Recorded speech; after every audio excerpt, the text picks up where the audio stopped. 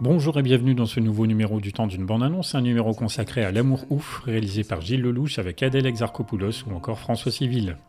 Dans les années 80, dans le nord-est de la France, deux adolescents, Clotaire et Jackie, tombent éperdument amoureux, mais leur histoire d'amour étant vouée à l'échec, le garçon devient un criminel et passe 12 ans derrière les barreaux. Après sa sortie de prison, le jeune homme est déterminé à retrouver Jackie. L'amour ouf est adapté du roman irlandais écrit par Neville Thompson en 1997. Les jeunes Jackie et Clotaire viennent de deux milieux sociaux assez différents, mais leur rencontre provoque un amour sincère et touchant car le film prend le temps de l'exposer durablement. Leur relation est un rayon de soleil au milieu de cet univers sombre, parfois violent, pessimiste, voire solitaire. C'est par exemple après cette fête insultée que Jackie tombe amoureuse et c'est pour la séduire que Clotaire commet des délits. C'est en ayant soigneusement approfondi cet attachement que tout ce qui va alors se construire ou se déconstruire peut fonctionner efficacement. Bien que le film dure presque 3 heures, on ne s'ennuie pas tant le rythme est maîtrisé. L'implication émotionnelle du spectateur est obtenue par l'excellente interprétation de tous les personnages, notamment celle des deux enfants joués par Mallory Vanek et Malik Frika. Le jeune couple affiche en effet une véritable alchimie à l'écran.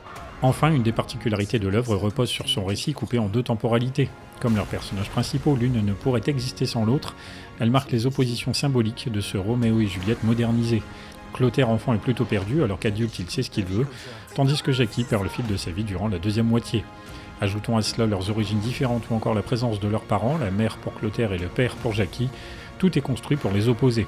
On se sent donc face à un récit réfléchi qui s'est attaché à développer du mieux possible ses personnages pour transmettre des émotions aux spectateurs, un des intérêts premiers du cinéma. Bien que l'amour ouf frôle ponctuellement le caricatural, ce défaut est largement compensé par une maîtrise globale de son sujet qui légitime pleinement son succès en salle.